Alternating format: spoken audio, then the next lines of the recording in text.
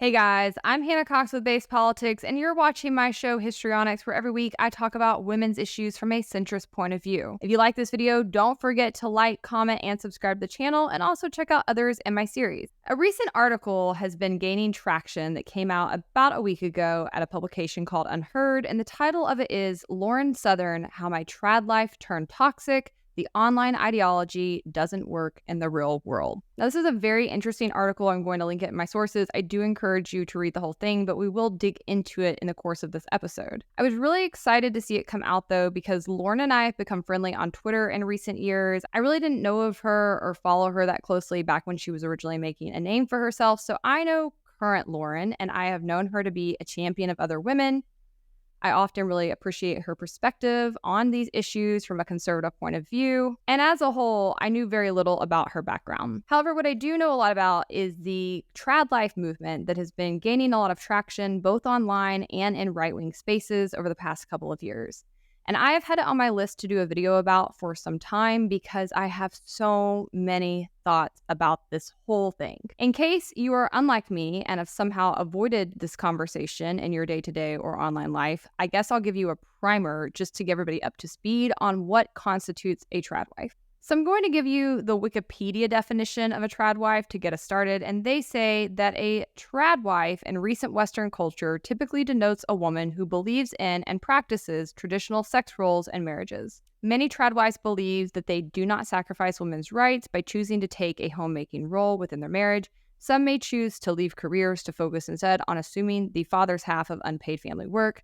The patriarchal housewife aesthetic has since spread throughout the internet, in part through social media featuring women extolling the virtues of behaving as the ideal woman. They go on to note that there is a trad wife aesthetic, and within this subculture, it's based on advocating for patriarchal traditional values, and in particular, a traditional view of wives as mothers and homemakers. Interestingly enough, they point out that despite this, the group is diverse demographically and ideologically. Influences on trend range from 1950s era American culture, Christian religious values, conservative politics, choice feminism, and neo-paganism. Commentators have noted that there is more class than racial diversity in trad wifery, though the content is not as white as one might assume. According to an article published on Refinery 29, while most trad wives are white, a growing number of Black women are embracing the concept of patriarchal marriage, not explicitly using the trad wife neologism, but instead framing their identity within a submissive or biblical marriage. So honestly, the whole concept of trad wifery embraces a pretty wide range of people and thought, and there is a lot of nuance that I want to pay attention to throughout this discussion to be intellectually honest and fair. I see the whole trad wife movement as operating on a bit of a spectrum. Some of the most well-known people in this space are influencers like Nara Smith and Ballerina Farms, and I'll show you a little bit of their content to give you a small taste of what's being put out there. Now, both Nara Smith and the woman behind Ballerina Farms, whose name is Hannah, have built massive followers. People are tuning into their videos. They get a ton of cultural attention. They have a lot of fans, and interestingly enough, they also have a lot of controversy that has surrounded them, which I would call controversialist controversy because it's really, really stupid. It's crazy to think about that I gave birth to our third baby not even a month ago, so our afternoons, evenings, and nights look so much different now.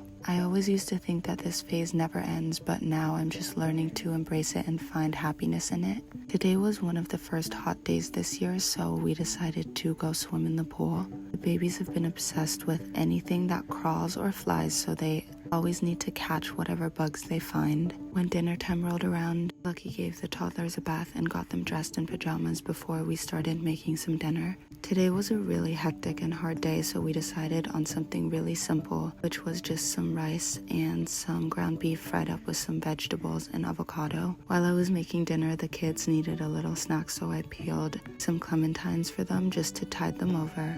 Lately, I've been cooking really quick dinners, and this is one of Lucky's favorites. At this point, everyone was really hungry, so we sat at the table and ate before heading upstairs and getting the kids all ready for bed and tucking them in.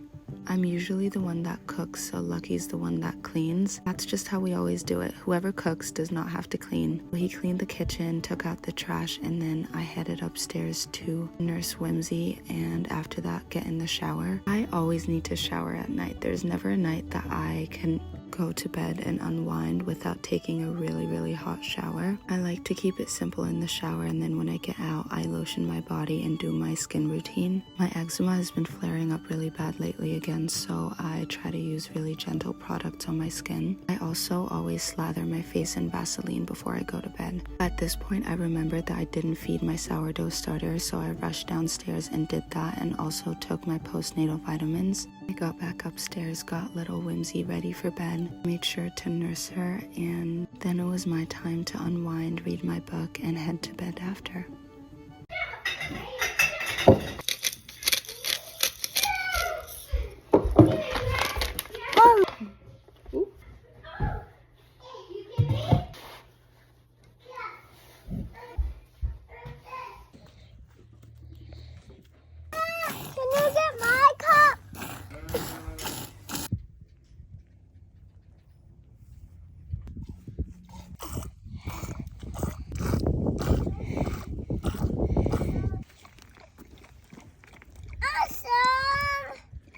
You want some too?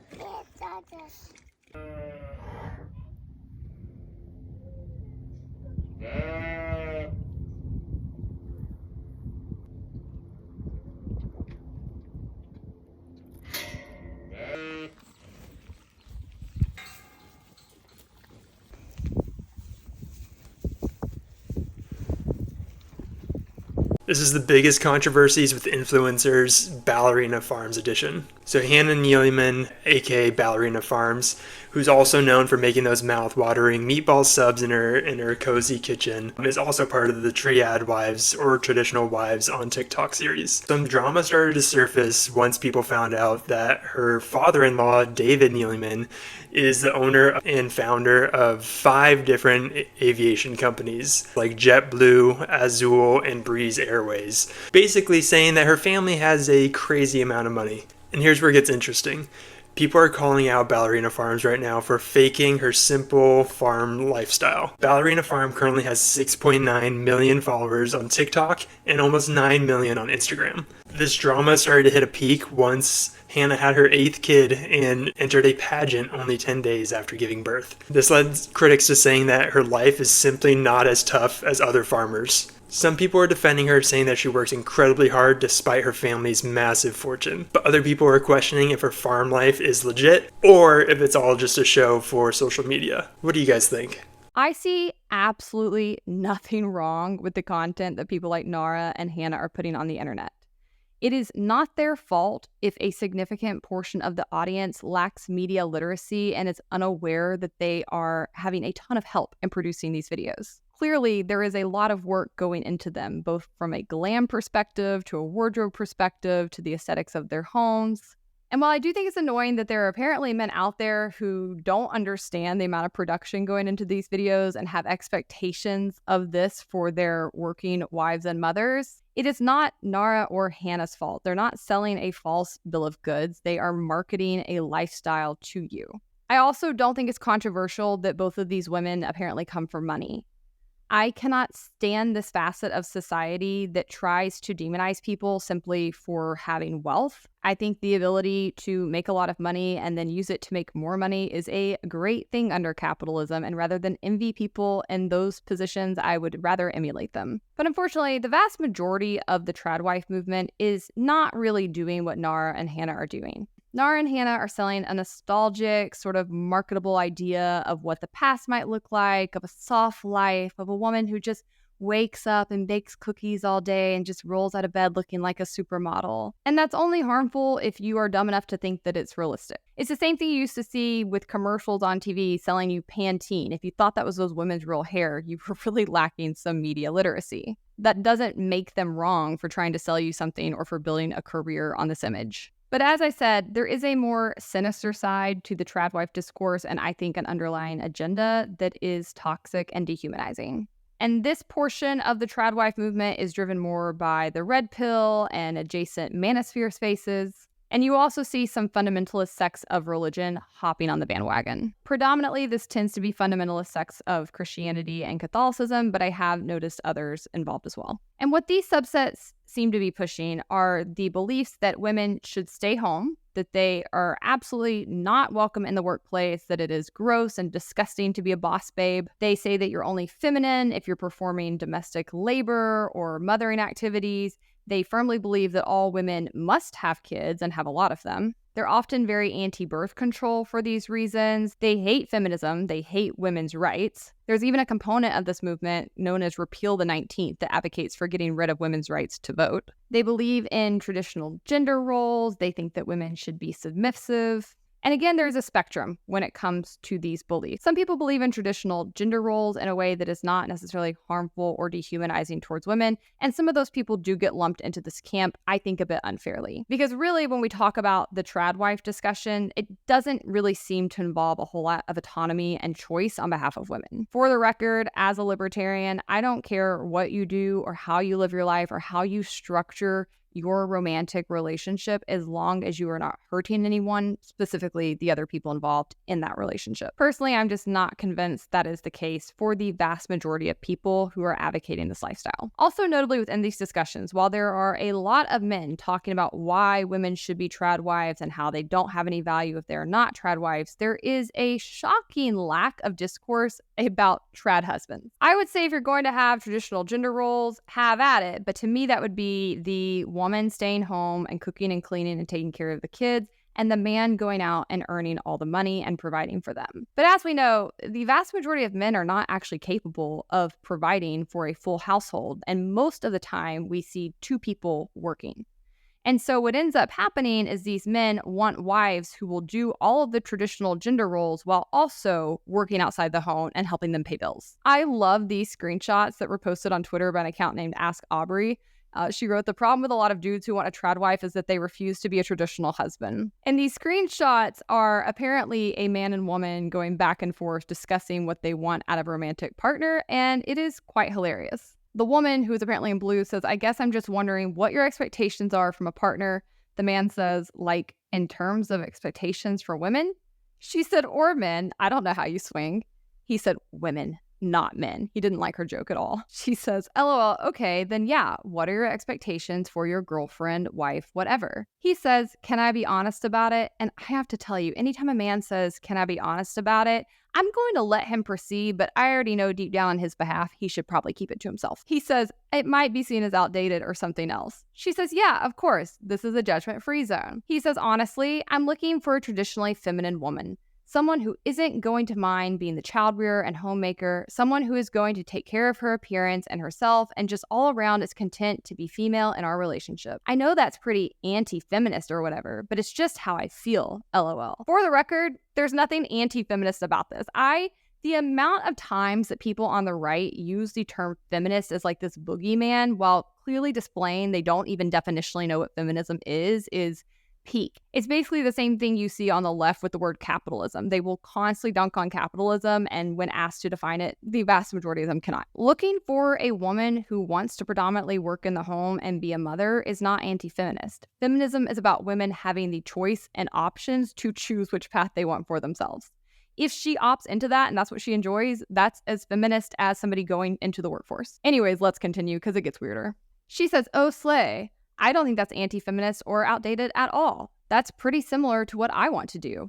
Kind of my dream, if I'm being honest." He says, "Really?" So he's interested. She says, "Yeah, I'd love to be able to focus on making my house a home, working on myself, and just be taken care of without having to stress about expenses or money." He says, "What do you mean?" She says, "Just that I'd love a traditional man who's going to cover my expenses and make sure I'm getting what I want. Someone who brings that kind of masculine energy." He says, "So you're looking for a guy who isn't going to mind buying you whatever you want and basically will just bankroll your whole life." She says, "I don't know if I'd put it like that. And I wouldn't either, because it seems like you just listed out a whole bunch of work you expect this person to be doing for you in the home, and yet you consider that bankrolling their life." That's what I find so infuriating about this, is the entitlement. It's the mentality that you should have a wife who raises your kids, who waits on you, who cooks for you, who does all of these things that you could not afford to purchase in the market. And you want her to do that for free. And then you're mad that she expects you to pay all the bills in return. Like, make it make sense. He says, "So you're a gold digger user, basically. Sir, what gold? What gold? Never have I ever met a man who had any gold who gave a crap about a woman wanting her life bankrolled. She says, more like someone who will take care of our family financially so I can take care of him and his kids, etc. How is that any different from you wanting your girlfriend or wife to take care of the home and your kids? It kind of feels like a double standard for you to call me a gold digger. It sure does, and she is so much nicer than I would be at this point in this interaction. Because this man is delulu. He said, it's not a double standard, it's different because the things that I'm looking for, emotionally stable, takes care of herself, good with kids, are inherently female traits. Good women naturally have that stuff. You're looking for some rich guy who can buy you stuff. That's not naturally part of being a guy. It's totally different. I mean, especially because of how expensive life is in general these days. You think I'm going to be able to afford a $500,000 house on one salary just so you can play dress up and not have to worry about a job? You expect to not contribute to the bills or the cost of living? F you. I knew there was something wrong with you. No wonder you tried to humiliate me at the restaurant. I should have left right then and there. It is a pattern that you will see these men quickly escalate into anger when presented with the fact that they are not leveling up for what they are trying to get. This is not somebody who's looking to be an equal partner. This is somebody out for the take. And when she calls him on that, very gently, I might add, he rears up because he knows he's out for the take. He is projecting. It is actually him who is the gold digger. He is an emotional gold digger, and he's a gold digger because, again, he's looking to get an in-house servant for free. I won't read all the rest of this, but I do think this one text from her is funny where she says, if I'm raising the kids, how can your dream woman be the homemaker and child rearer if she's also working full-time to pay the bills? I have absolutely no issue with gender roles or divisions of labor in a relationship, but you're not looking for a traditional woman. You're looking for a maid and a nanny who can also help you pay bills. These are not men who actually like women who want to provide for a partner in any meaningful way, and they need to be avoided like the plague. Not all men can afford to keep you home as a partner and a mother, but in those scenarios, good men will be looking to split the labor. And a good man who would be actually safe to be a stay-at-home mother and arrange that kind of lifestyle with would understand that you were giving up significant financial access and would make sure you were taken care of in that scenario. They would not be calling you a gold digger. But as I think you will see throughout the course of this video, the men who are pushing the trad wife mentality are not good guys. And as I mentioned, there is a lot of overlap with fundamentalist Christian and Catholic sects when it comes to this whole belief system that I will call right out as sexism. I grew up adjacent to many of these belief systems. I believe there are certain types of religion that very much exist to control people, specifically to control women. They are perversions of true faith. I think they are disgusting, and you will often find abuse rampant in those denominations and churches who espouse these views. You need to be very, very wary of anybody who's using religion to dehumanize or oppress other people. And I'll flash this screenshot that, again, I found on Twitter discussing some of the ways that these sects of Christianity or Catholicism twist the Bible to try to push their agenda of oppressing women. As you can see, they will often be taking verses or even snippets of verses completely out of context, and most importantly, out of historical context, and then using it to push this agenda on women and teach them that if they don't fall in line, they don't live this way, they don't submit to their husbands, let them run their lives, that they refuse to just stay at home and wait on them, that they are somehow not godly, not going to heaven, and living in sin. Having grown up in the church and having grown up oftentimes under the teaching of people who believed like this, I find it very, very sad to see women falling for this belief system. You have to keep in mind that most people are being taught these things when they're very young. Their brains are not fully formed. They're still in youth group. They're still young adults. They're very susceptible to these kinds of messages, particularly from elders and people in authority whom they trust. And I'm going to play you a video discussing how they think about sex that I think is so creepy and weird and backwards, but I want to say I have heard these same kinds of messages said throughout my life. This is a video from a pastor named Josh Howerton. He is the pastor at Lake Point Church in Texas, and I want you to hear his conversation that he put on the internet with his wife. Jana, take it away, and why don't you help our ladies? Okay. All right, ladies. One thing your husband needs is he needs to not be playing offense all the time, feeling like you are playing defense. Well said, Jana. Yes. So That's amazing. Honestly, he needs to feel like he feels very affirmed by you when you want to be physically intimate with him. And so, like, honestly, this is something in my own life, like the Holy Spirit convicted me and convicted me hard that like as a woman, I think sometimes you get so busy with everything you have going on. Everyone's busy, everyone has a ton in your life. And so you're going throughout your days and everything feels crazy and all that. And so you get to the end of it and you're tired and you feel like you have nothing left to give. And so the Holy Spirit just really convicted me that, like, I was being selfish, and we are one flesh. And I can't think about just my needs or being tired. Like, I was totally disregarding Josh's needs, and that he just revealed that to me. And that has been something that I've had to not only apologize for, but walk in repentance. So you show glad repentance. Yes. And that's how you show you're repentant, when you're walking in repentance. And so that is something that that God just kind of revealed to me. So don't make your husband feel like you're always on defense against him. Remember, you are a team. Play some offense. Yes, absolutely. Absolutely. Can I interrupt? Go for it. Yeah, man. There's a cheer that the cheerleaders did at my high school that applies to this. It's like for all the ladies. It was be aggressive, be aggressive, BEAGGRESSIVB aggressive. There you go. Play some offense. Yeah, he'll like that. That is so cringe. It hurts to watch. And it also just is so troublesome to me because that woman is so deeply indoctrinated that you couldn't even have a conversation and pull her out of this if you wanted to. Oftentimes, religion use a culture of fear and social pressure to condition people. And I do think that it is a victimization that needs to be talked about more.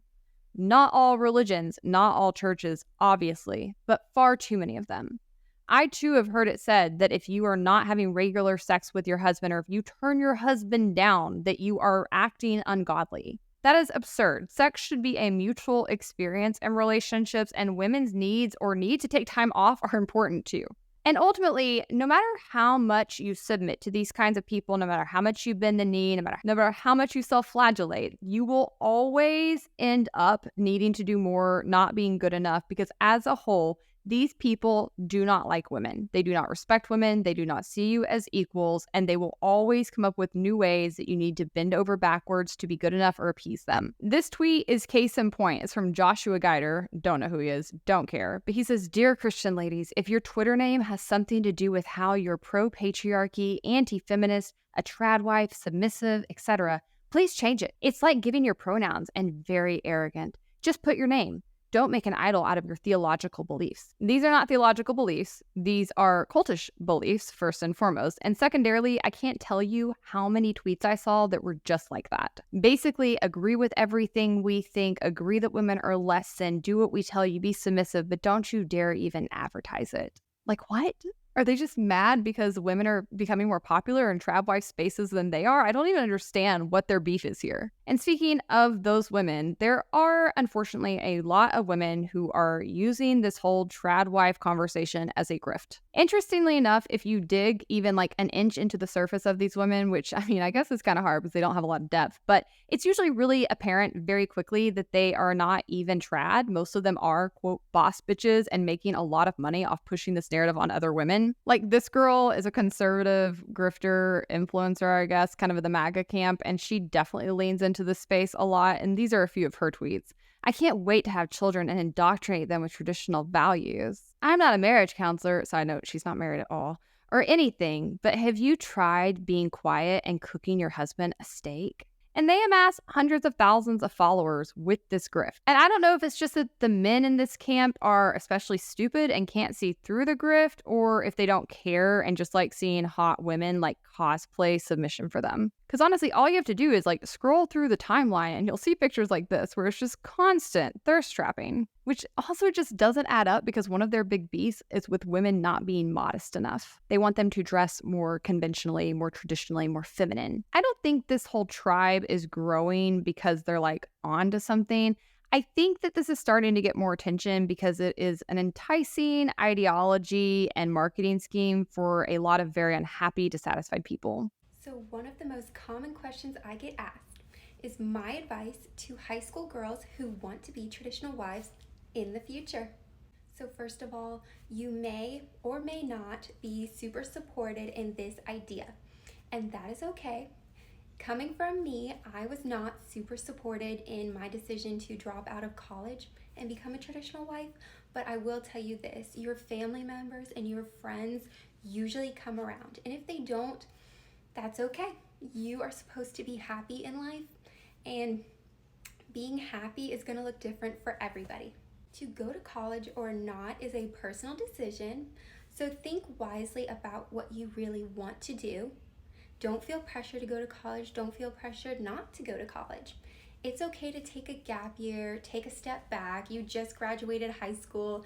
You've probably been in public school your entire life since you were 5.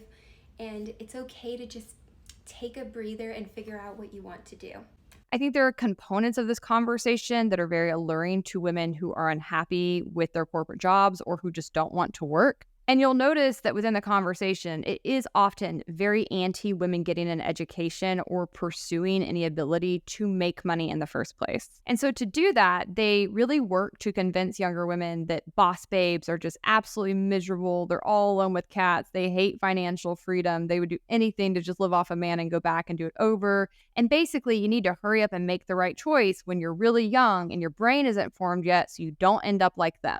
But interestingly enough, I see few and far between women my age who have built great careers saying any of this. I see a lot of women in their 20s complaining about their 9-to-5 and how hard it is transitioning from college to work, and I'm sure that does scare some women. But everybody goes through that. Of course, your first jobs suck. You're at the bottom of the totem pole. You aren't making much money yet. It does get better. But they're trying to convince younger women that they shouldn't make these choices. They shouldn't give themselves these opportunities. And instead, they better just hurry up and marry the first man that will have them, which is very, very convenient for men who are not really able to attract women after their brains are fully formed. I also think that this ideology is enticing to women who are desperate to pick up men. I made a whole episode about these women on my channel called Death to the Pick-Me's. I encourage you to go back and watch it and learn more about the psychology behind these women because I think it does matter. But ultimately, there are a lot of women who don't like themselves, who lack confidence, who maybe have not had a lot of success with men and are therefore very eager to say and do anything that will get them attention and hopefully in their minds a ring from men.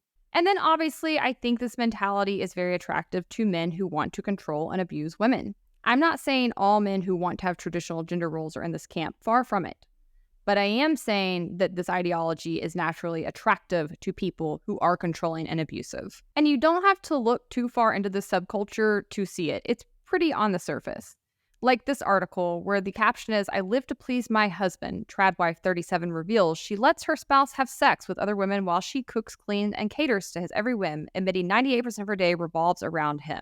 As Megan Bosham said, this is more evidence of how very wrong the tradwife discourse can go when it's just tied to man-pleasing and no transcendent standards beyond making husbands happy, which I will say it mostly is. And it's not only attractive to men who want to control and abuse women in an interpersonal dynamic, it's also attractive to men who have a larger agenda to remove women's rights and to even get them to go along with giving them up. As I mentioned earlier, there's a whole online movement called Repeal the 19th, meaning repeal the 19th Amendment, which is, of course, the amendment that gave women the right to vote. Mostly this is just used by incels and other people who don't have two brain cells to rub together. I often get it in my comments when they can't form any kind of actual rebuttal or debate skills. They'll put repeal the 19A, and it's oh, you got me, I'm so scared. It's as delusional as saying defund the police. It's basically the same thing for the far left, except on the far right. It's never going to happen. If you're so impotent you can't get a woman to go on a date with you or debate in your comments, I don't think you're going to muster the political capital to overturn an amendment. Be so serious. But it is important to mention because I think it does show a lot of the underlying agenda that's happening here. As this guy says, we want to control our borders, ban abortion and pornography, make Christian social teaching the basis for legislation, repeal the 19th Amendment,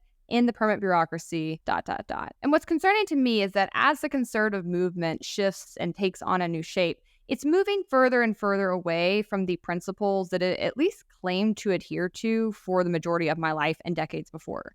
And those would be principles of free market capitalism, entrepreneurship, individual liberty, and limiting the government. And now it's increasingly becoming co-opted by a bunch of seedy people who don't even possess an economics 101 understanding of the economy and who are mostly just out for revenge. They want to make a very big government so that they can force people to live according to their religious views or according to their ideology. And they also want to use government as a weapon against people that they feel scorned by. And it's this mentality that I think is coursing throughout the trad wife movement. Here's another one that I see often where he says women should be in the kitchen, and a very popular slogan, which is boss babes suck. I find this particularly funny because they always try to use boss babes as an insult against me, which is just very funny. Like, you're right. I own a bunch of companies and I make good money and I'm successful in the career I wanted to do my whole life. I'm so miserable. You got me. But not only is it funny because it's like insulting a pretty girl by telling her she's too pretty, it's also absolutely hypocritical because if you watch these guys, they want the boss babes more than anybody. Again, there are plenty of women who are buying into this ideology. There are plenty of women in church pews. I have seen them. I have known them over the years who are hoping and praying that their husband's going to pop up in the pew next to them and that are more than willing to hurry up and get married and have a bunch of kids and stay home and cook and clean. But these men aren't in church because, again, I think they're heathens. But they're also not in church because they don't actually want those women. What they want is to obtain the boss babe who's way out of their league and get them to give everything up for them. It's like some kind of fetish for them. But do I think the vast majority of people who are attracted to this are falling into these ideological camps or have this agenda? No, I don't. I think as a whole, this movement is being driven by people in those camps. But I think it is attracting people as a whole who are just dissatisfied with life and maybe looking for something different. And I also think that's been somewhat of an easy sell because, as is true with most sinister belief systems that have taken off, there are elements of truth within the trad wife discourse that are really hitting on a zeitgeist people closely identify with. To name a few, I think we are increasingly at a point where both men and women are recognizing that hookup culture and the free sex movement of the 60s and 70s, and then that we have lived with in the 80s, 90s, and aughts, is bad for people. It's bad for women and it's bad for men. Sleeping around is not a good idea for anybody. It's very, very dangerous, first and foremost, but it's also really bad for your mind and for your soul. And yes, it also contributes to making it harder to find a spouse, to lock somebody down, and to be satisfied with a person that you choose. Additionally, things like birth control, as we're learning more about them, we're finding they have a lot of harmful side effects that women have not been aptly educated on, and I count myself in that camp. I got put on birth control when I was like 13 years old because I had an issue with the pituitary gland. And basically, my doctor said I had to be on it to regulate my hormones so that I wouldn't go blind. Scary stuff to tell parents of a 13-year-old. And so my overly religious parents, who would never have advocated for me to be on birth control otherwise, readily signed me up. And then I was just on it for the rest of my life. I didn't go off it until I was in my 30s. And when I finally went off of it, I noticed a tremendous difference in my mental health. I noticed a difference in my hormones. I noticed a difference in the men I was attracted to. And it does make me pretty angry that I was never all that educated on this pretty serious drug doctors had me just slipping in my body for most of my life, starting in puberty. So as I discovered these issues with birth control, I started to have a major issue with it and speak out against it, but not from the mentality of women shouldn't be able to access birth control, which is where many of these groups are taking it. Instead, I think the conversation needs to be on educating women better about not only birth control, but other options. And an even more important conversation I think we should be having, which is that women shouldn't be solely responsible for preventing unwanted pregnancies. Vasectomies exist and more men should get them. It's going to be like my platform for president if I ever run. Additionally, being married, having a consistent partner, and having kids, if that's right for you, can bring a lot of joy and stability to your life. It's also obviously very good for society. It's good for kids to have two parents who stay together. It's good to have multiple income streams. And this kind of thing actually impacts a lot of various things that come up in the political discourse. So if you want to talk about housing being too expensive, for example, one reason that prices are going up is there is a lot more demand because fewer people are living together and more people are living independently. Therefore, you need a lot more housing. Therefore, it becomes more expensive. I also think that religion has been a glue that has kept the social fabric together in our society for many years. And as our society is becoming less and less religious, we do see a lot more issues arising. I also think religion can be a great source of comfort and of community for people. So I have no issue with people elevating the need for those kinds of associations or advocating for them. Additionally, having one spouse stay at home can be a good idea in the right setting.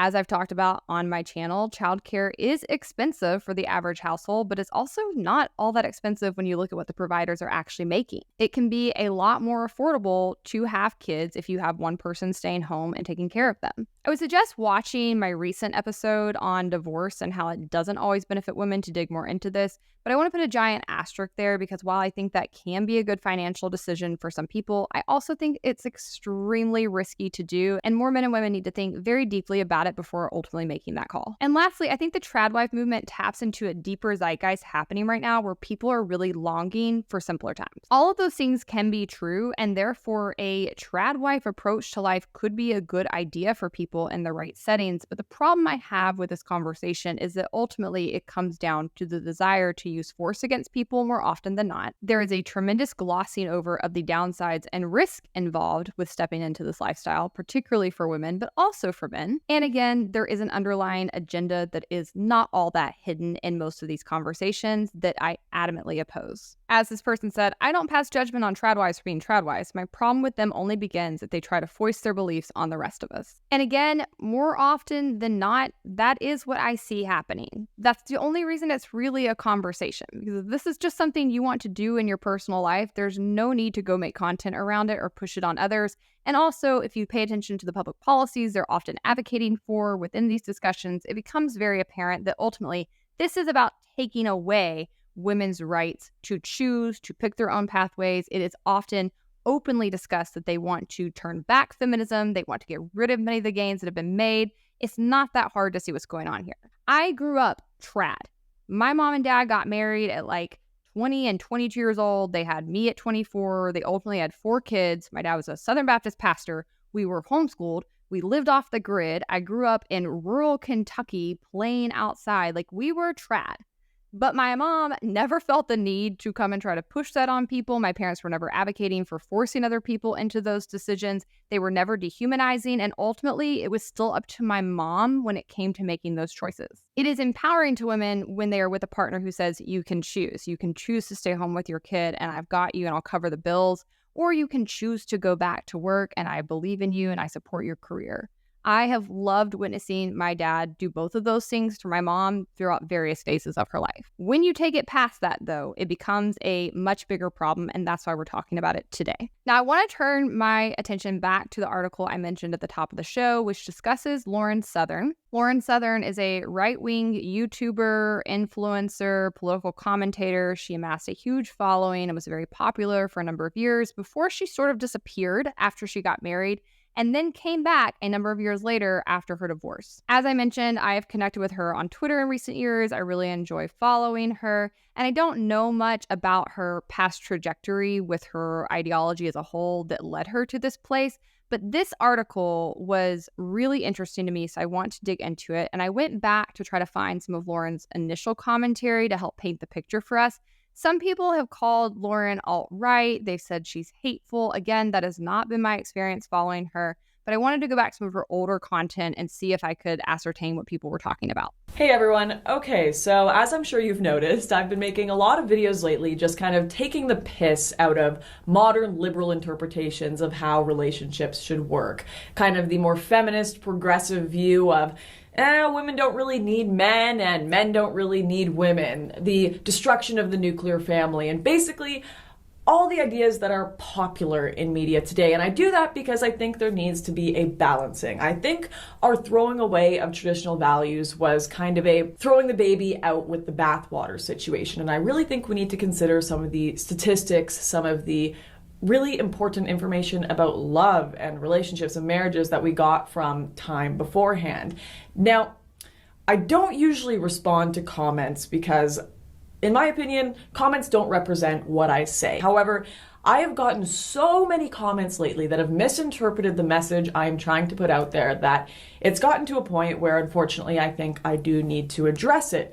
I could read some of the tweets I get, some of the comments I get, like, "Hey Lauren, why aren't you making videos with your 5 kids and your husband? How dare you say this as a woman without kids or a traditional marriage?" Or people saying, "All of these people are disgusting degenerates and I hope they don't breed anyway," on my video asking young ladies if they would like a dog or kids or Netflix or a marriage. And this is not the kind of message I am trying to give out. I am not trying to sell an idea that myself as a 22-year-old needs to be married right now for the sake of traditionalism and not being a degenerate. No, in fact, I think it would be degenerate for me to get married right now without someone that I'm truly in love with and think could be a good father to my children.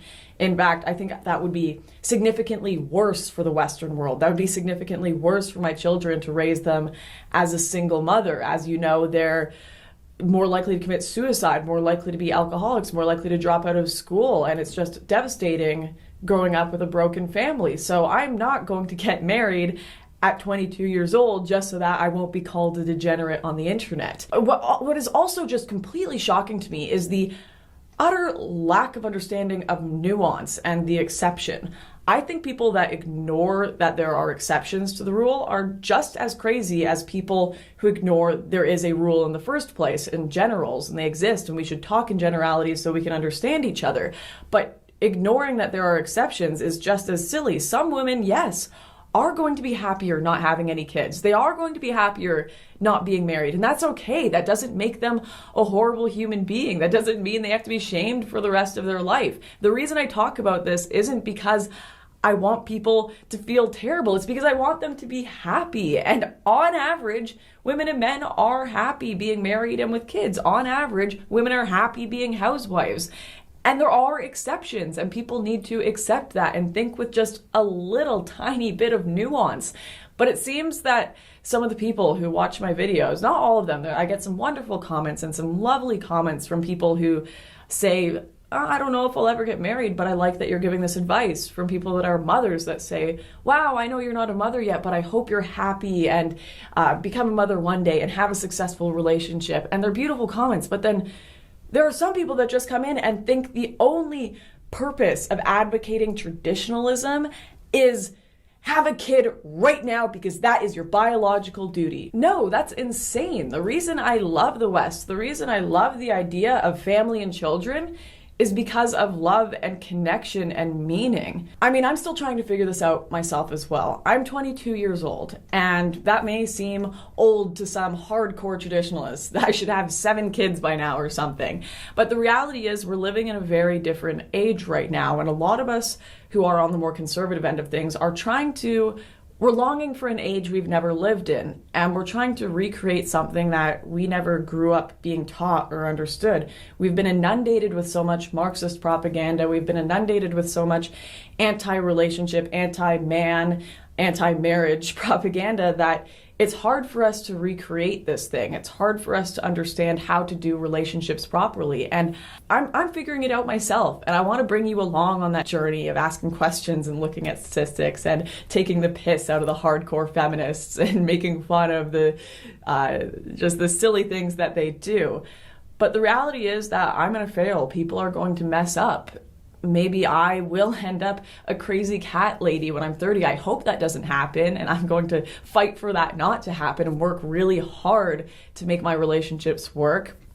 And I'm going to try to help other people do that too. I just thought I would clarify that for some people who are angry at me and accusing me of being a hypocrite and all these things, which, by the way, being a hypocrite doesn't mean you're wrong. You can be hypocritical about a lot of things and still be saying things that are accurate. But I don't even think I'm hypocritical in that sense. Like I said, I'm 22 and we're all trying to figure this out. And my hope for everyone watching this video is just that you help people try to find happiness as well, because we're living in a crazy world that is falling apart with a lot of chaos and confusion. And some of us are going to combat that with humor like I have, and some of us are going to combat it with facts like I have in other cases.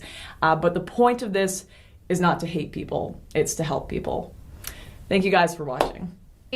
So that video is now 6 years old, and unfortunately it contains a lot of foreshadowing, which we'll get into in a moment. What I think is sad here is that, judging off this video, Lauren was never as nasty or mean-spirited as many of the people I see currently operating in this space.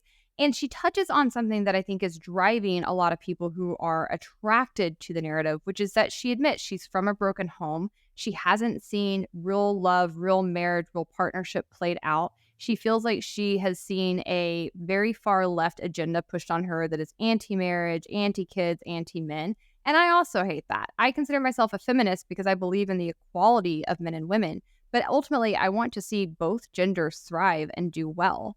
I do think there are components of modern day feminism that have become completely anti-men, and they're disgusting and vile. But because she grew up in that world, she was seeking an ideology that seems safe to her. At least that's my interpretation of what she's saying here. It's almost like you see women and probably men who are attracted to this trad wife aesthetic go from one extreme to the next, right? They come from this broken anti-man, anti-marriage, anti-family sort of worldview and surrounding, and then they pivot hardcore to this very traditional, very outdated, very rigid system of how men and women should operate. And in reality, both extremes are very bad for people, as we're about to discover. I also want to point out that while Lauren herself seems pretty even-keeled in this video and in her message, her audience was clearly crazy all the way back then. Just listen to how dehumanizing the comments were that were being made towards her, to where she felt like she had to make a video explaining why she wasn't married at age 22, which is bonkers. But yet, even though she was in their group, she was part of their tribe, and she was coming out and espousing things that they also believed in,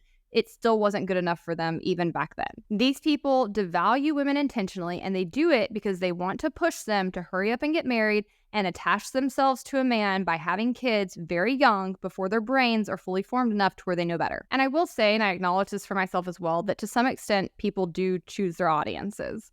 You can cultivate your audience, you can educate your audience, you can check your audience, and I think that's important to do as a public figure. And it does seem that Lauren at the time had a very hardcore anti-feminist agenda that she was making content about. Let's watch this clip. Girls. Young girls are having their futures sacrificed at the altar of political correctness.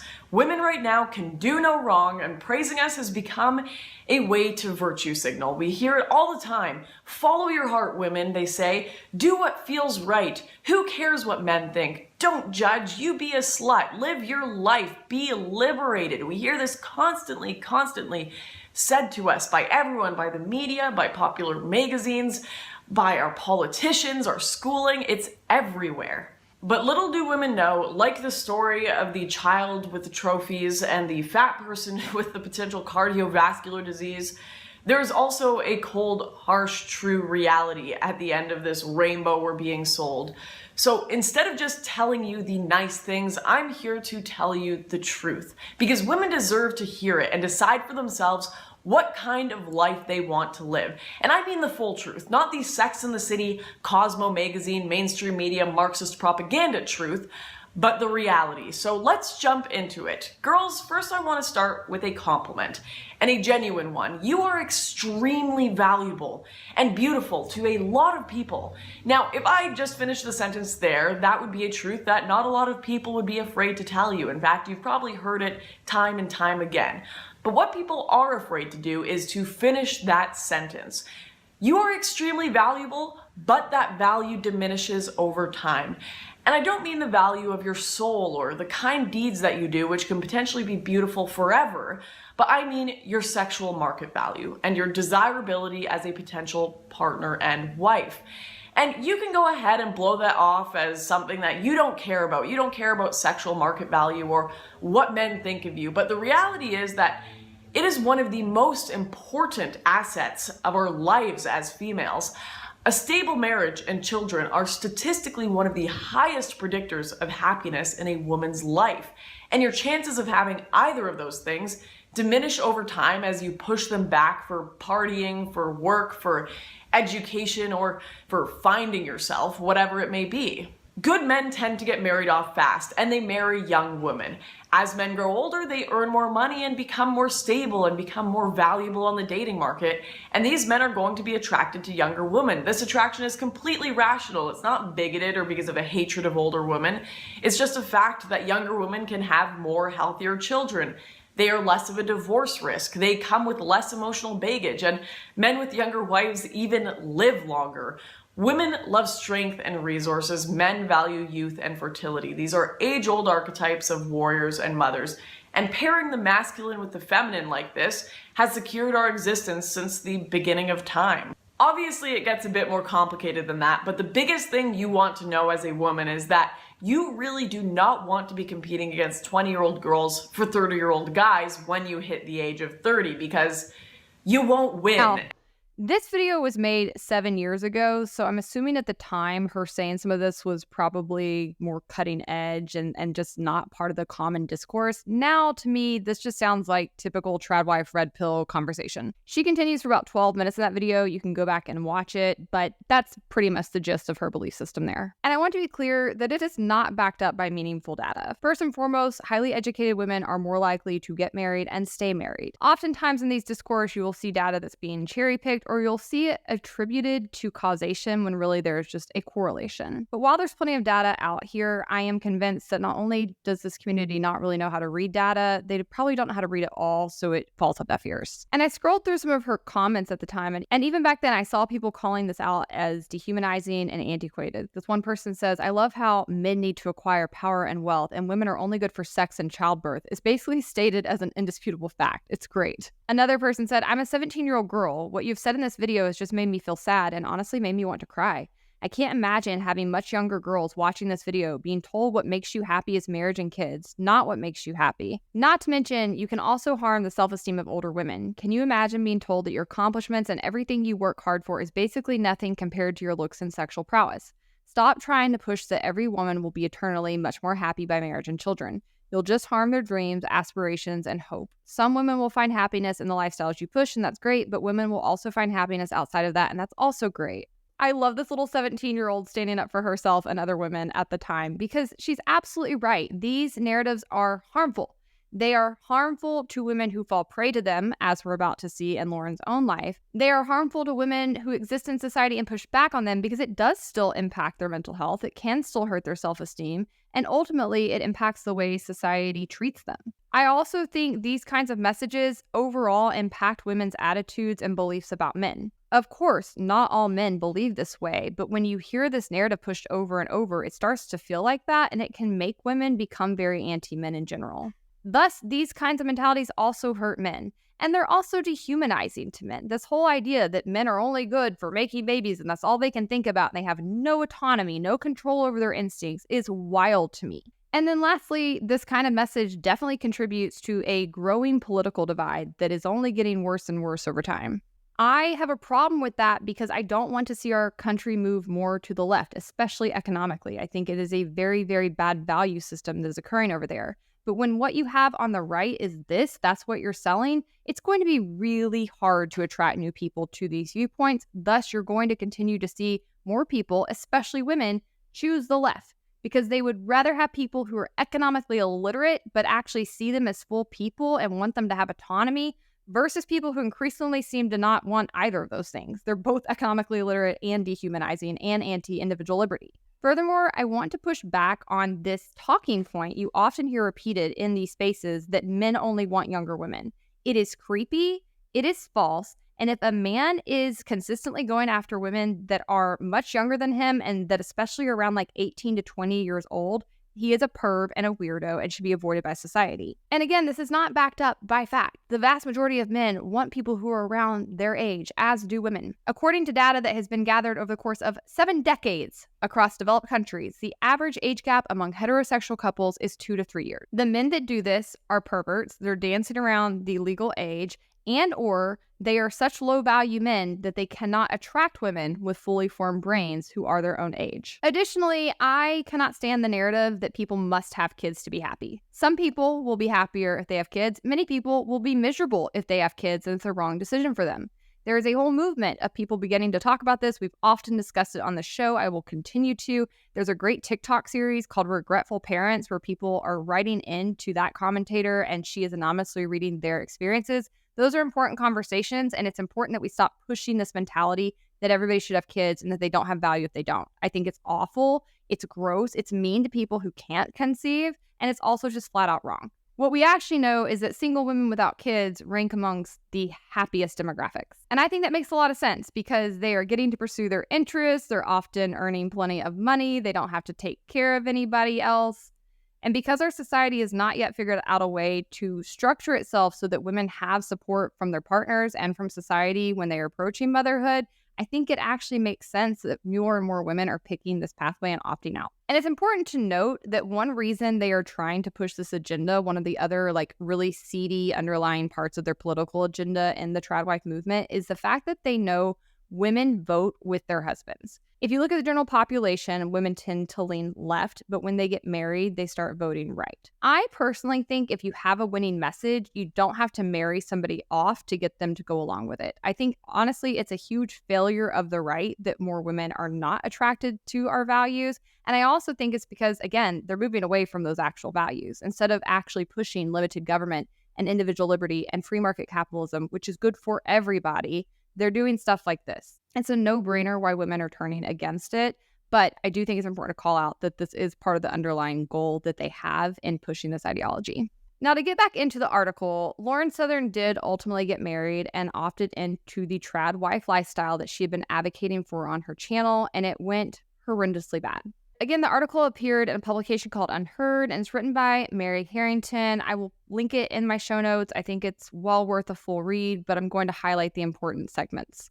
As the author points out, Lauren disappeared in 2019 to embrace marriage and motherhood in her husband's home country of Australia. She was, it seemed, all set to embrace the nurturing feminine domestic role promoted by right-wing traditionalists, idealized by trad wife influencers, and criticized by progressives as dangerous and stupid.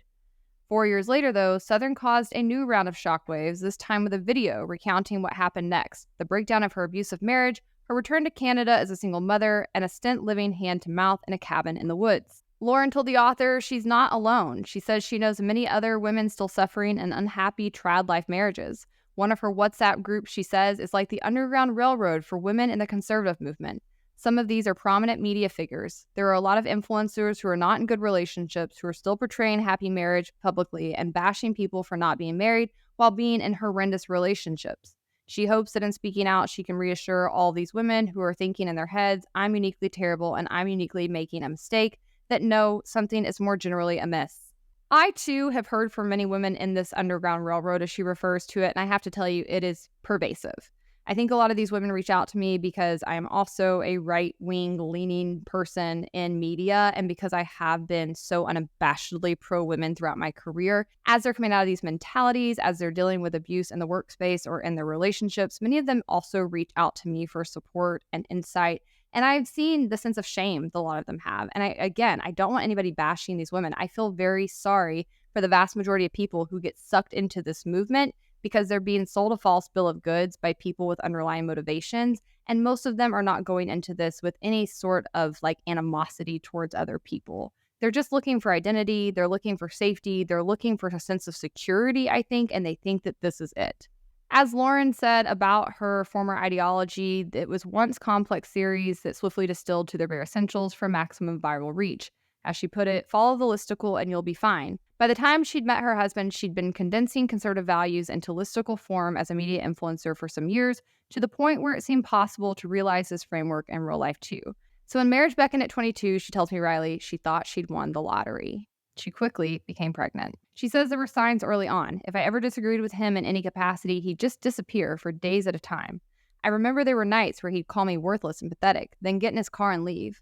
But she didn't see them thanks to the simplified anti-feminist ideology she'd absorbed and promoted. I had this delusional view of my relationships that only women could be the ones that make or break them, and men can do no wrong. So she didn't spot the red flags, even as they grew more extreme.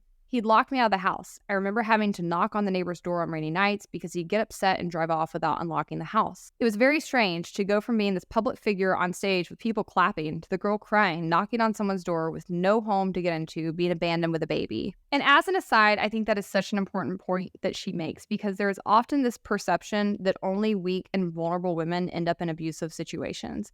But the reality is a lot of these men, like I said earlier, want to obtain the boss babe, people like Lauren, and then bring them down and take them down a notch and get them to submit. It's a kink, it's a fetish, it's a control thing. It doesn't do anything for them to take a person who's already submissive and get them to be this trad wife. What they want to do is break down powerful women and break them down mentally. The article goes on and says, but as she tells it, the nightmare began in earnest when he was offered a work opportunity in his home country of Australia a few weeks after the birth of their baby. She did not want to leave her support networks behind, but he used the political and religious importance she placed on lifelong marriage as a lever to force her to agree. Whenever I wouldn't do something, he would say, "I'm going to divorce you." So feeling she had no other option, she assented. He also insisted she should publicly quit work. So in 2019, she announced that she was leaving media and activism altogether.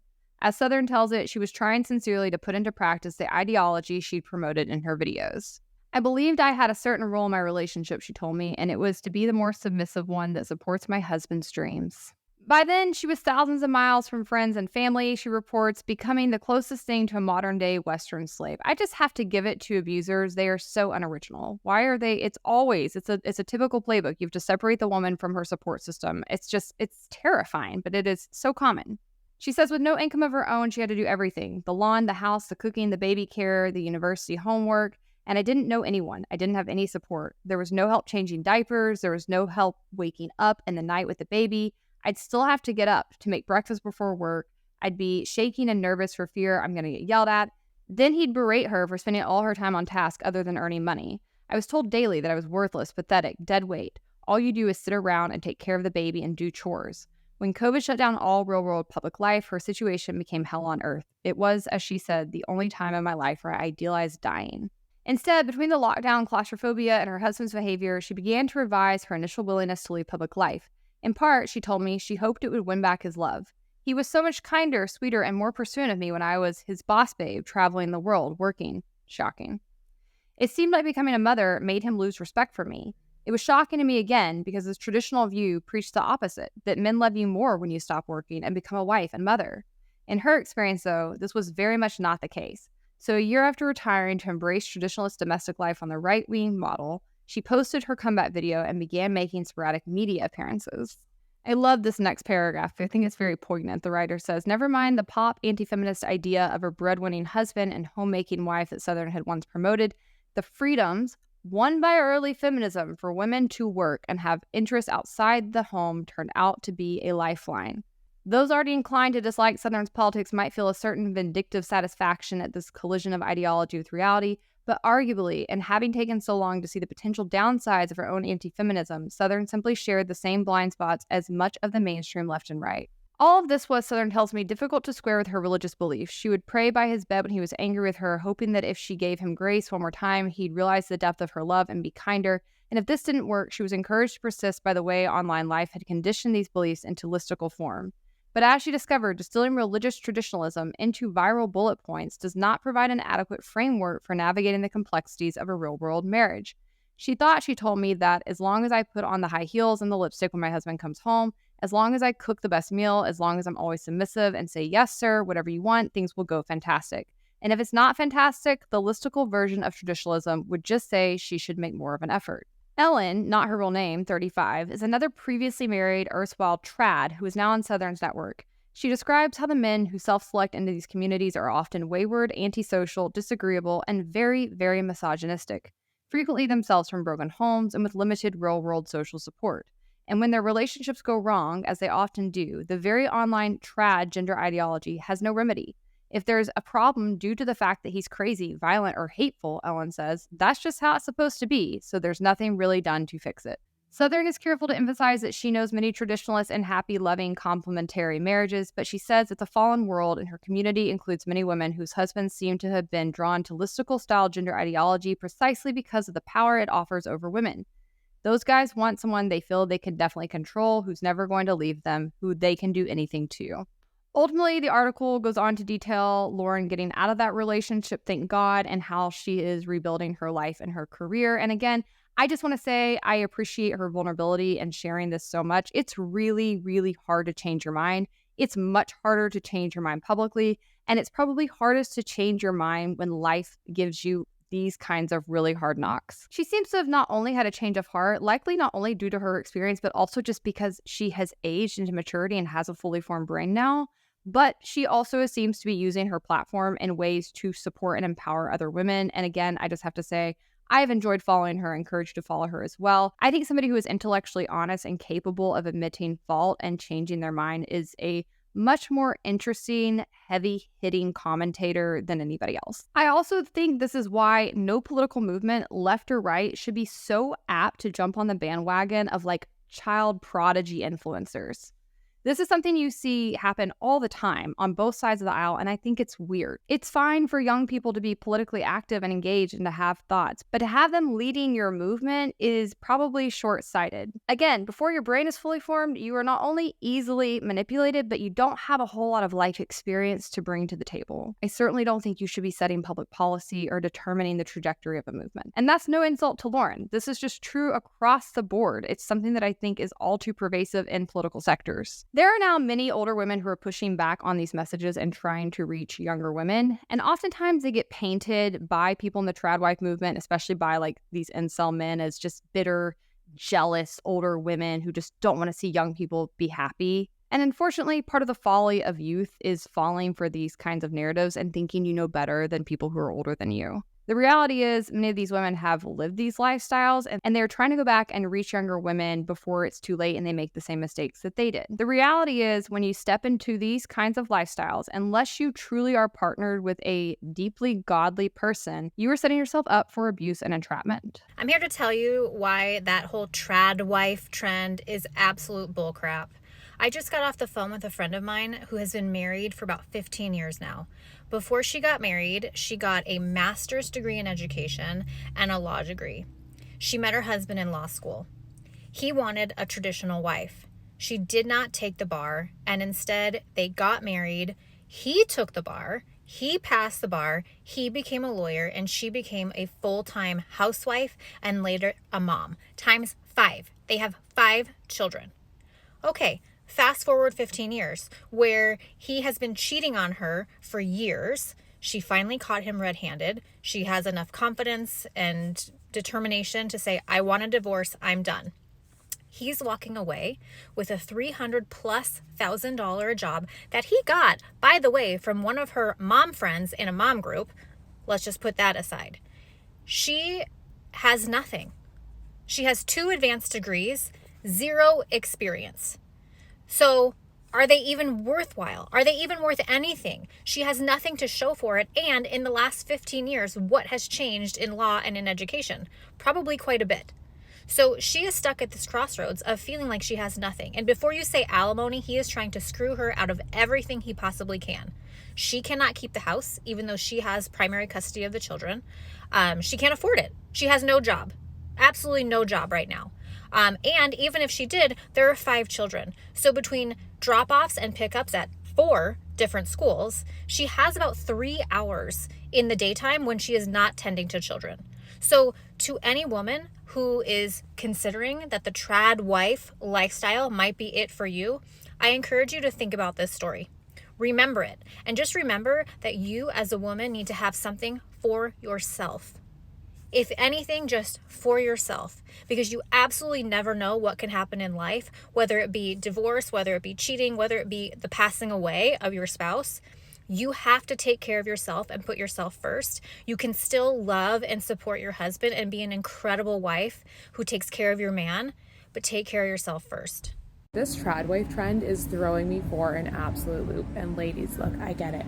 We want to be with our babies. They're so freaking cute. You want to excel in your role as a mother. You want to excel at being a wife. I'm a perfectionist too, I understand. But I think we're missing the fact that you can still be in your femininity and know that a man is not a financial plan. If you have a husband that takes care of you financially, amazing, great, live your life. But you still need access to your own money. You still need your own emergency fund. You still need your own retirement account. All of the assets should not be in his name because there is a dark side that nobody is talking about, and it hurts my heart so much because I have seen this personally, with friends and family, and I have seen this happen to so many women in my DMs. Like, guys, you have no idea how many messages I get from women on a daily basis. Some of these women are recently divorced after decades of being with a husband who said that they would take care of them forever. And now because they haven't worked in 10, 20, 30 years, they're unable to get a job commensurate with the income level that they should have been at. What I think a lot of people are missing is the fact that people don't go into marriage, I hope not,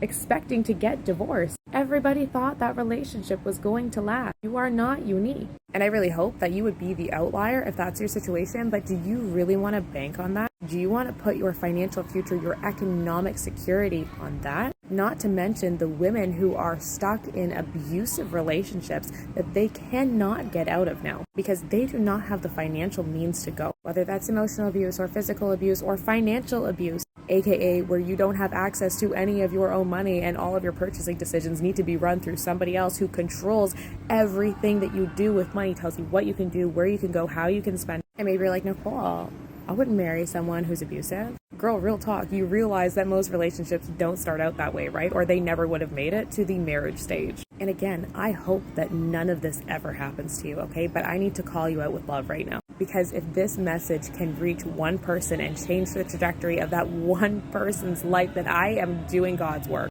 You need your own money. You need your own economic security. Because if shit hits the fan, the only person you're going to have left to rely on is you. As a younger woman, you need to know older women. You need to ask them about their experiences. You need to take time to understand history, to understand why the feminism movement was so important. I like as this tweet from Dr. Laura Robinson points out that she has a working theory for the emergence of the trad wife aesthetic, and it depends a lot on disconnection from women who were actually adults in the 50s and 60s. She says, I grew up in a lot of highly intergenerational spaces, and the idea that we'd lost some sort of golden age was never available to me. Everyone was aware of women who had been housemakers and then dealt with spousal alcoholism, abuse, incestuous abuse of the children, infidelity, abandonment, etc.